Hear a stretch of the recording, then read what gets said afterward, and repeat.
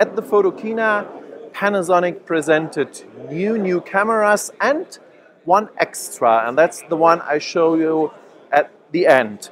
First, we have the Panasonic GM5.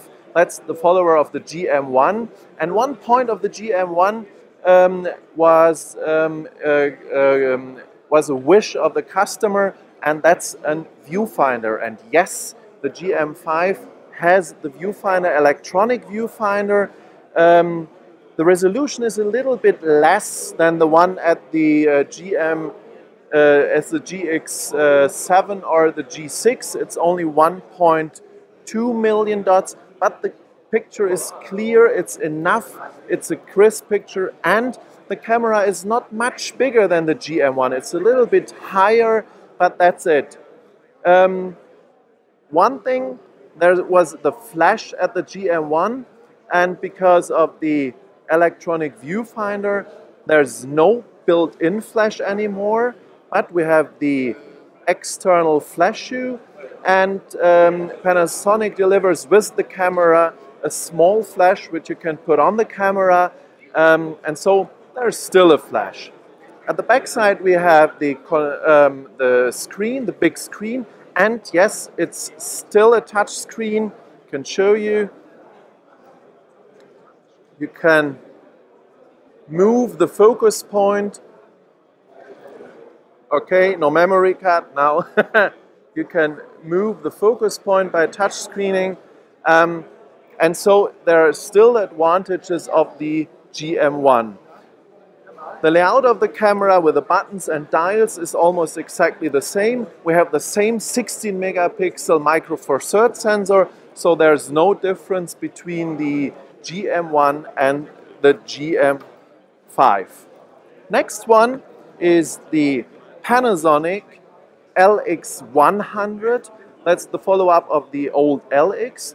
And there are some new things in this camera. First of all, we have a bigger sensor. We have the micro four thirds 16 megapixel sensor, but there's only 12 to 13 megapixels which are used for the camera. There are two reasons. One reason is we still have the multi-format selector here, so we can change between the different formats, 16 by 9, 3 by 2, 4 by 3, and 1 by 1.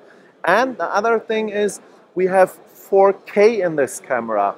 And the reason 4K needs about 10 megapixel, 10 to 12 megapixel. So the camera, if you work with 4K, reads the pixel one by one, so you have absolute perfect picture quality with this camera, and that's why they only need the 12 megapixel. Another very important point beside the big sensor is the electronic viewfinder. We have now the electronic viewfinder, and we have a high resolution electronic viewfinder with 2.4 or 2.6 megapixel, so we have a real crisp, clear, sharp picture in the electronic viewfinder of the LX100. The lens goes from f1.7 to f2.8, 24 to 75 millimeter focal length. We still have the manual dials here for the shutter speed, and for the aperture we have the dial here, and we have an additional dial on the lens where you can put the manual focusing on or different functions. One thing, the control monitor is not a touch screen, so you only have a normal monitor. It's not a touch screen monitor like in the GM5. So this is the LX100. Yeah, and last but not least, I promise you something extra. Yes, and the extra is the Lumix Smart Camera. It's a smartphone with an Android system and looks like this. That's a normal Android system, and there's a button on top of the camera which is called Camera, and here we are. The smartphone or the smart camera has a 1-inch sensor, 20 megapixel, 28 millimeter lens, And so you have a real good picture quality in this camera with the large sensor and the very good lens. The menu is exactly the same menu like you have in the Lumix cameras or on the G series cameras. You have the quick menu, you have the different settings of the camera. So if you're used to a Lumix camera or a Panasonic camera, it's very easy to use the Lumix smart camera. You can make videos up to 50p, and also you can make 4K videos, but only in in a very low frames per second, like 15 frames per second. But also you have the possibility to manual focus with the camera, because you have the ring here in front of the camera, so you have the opportunity to manual focusing. So these are the three new things of the camera. First of all, the GM5, then the LX100 and the Lumix smart camera. Pentax presented at the Photokina the new DSLR camera KS1. The KS1 is orientated at the professional model K3, but it's more for the beginners and advanced photographers. The layout is very modern and stylish. Equipped with the camera with a 20 megapixel APS-C sensor without a low-pass filter. It's the same like the K3. The K3 has also no low-pass filter. Pentax solved the problem with a moire with the movable sensor, so the sensor gets in micro vibrations. So this is the way to avoid the moire when you take pictures of fine structures. The camera is for modern photographers because the design of the camera is very modern here with these metal parts, and when you turn on the camera you get a little light show which shows you that the camera went on, and if the light goes off, there's an SD card in the camera. If you miss to put in the SD card, the light will stay on. On the back side of the camera, you have the big wheel here and the OK button. It's also illuminated.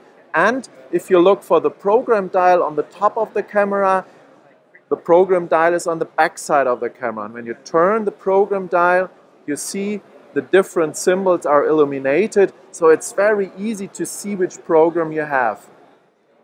On the back side, the big LCD screen or the big screen is not a touch screen and shows very clear the different settings of the camera. And when you turn to the menu, you will see the menu. The menu is well structured, it's easy to understand, and it's very easy to work in the menu. And we have the four-way button here, and there you can change the different settings very easy.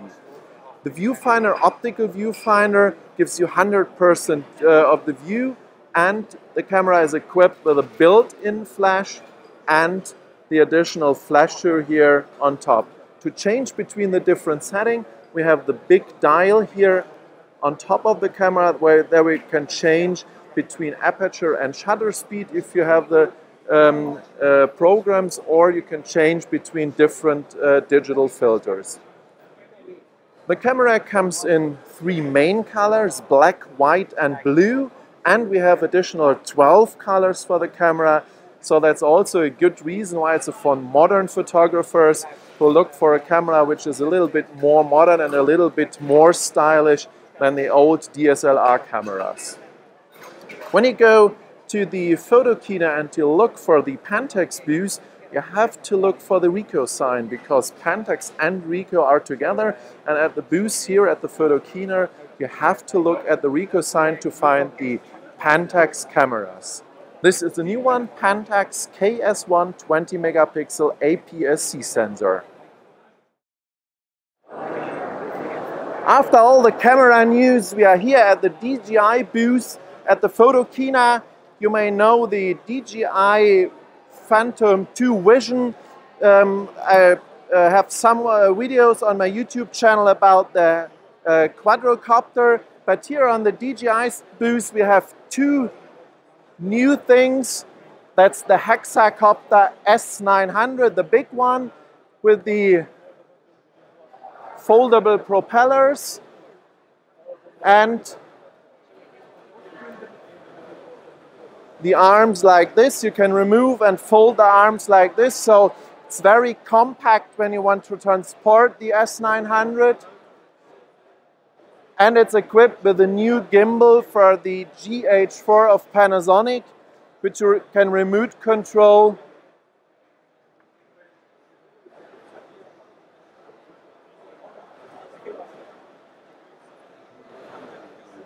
in all directions. You have also the foldable landing gear, which you can move up in the flight. That's the one thing, S900 hexacopter. And the other thing for photographers is the Ronin photo gimbal.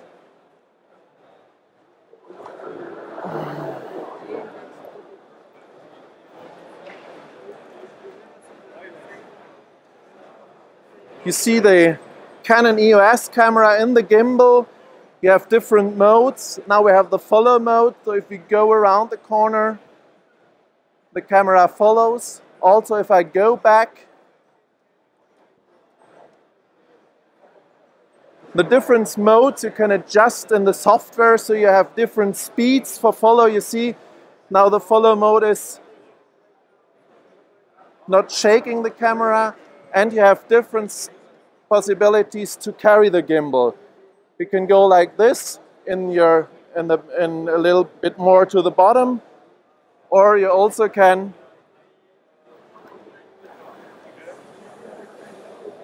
go like this. So you have different modes to hold the camera and hold the gimbal.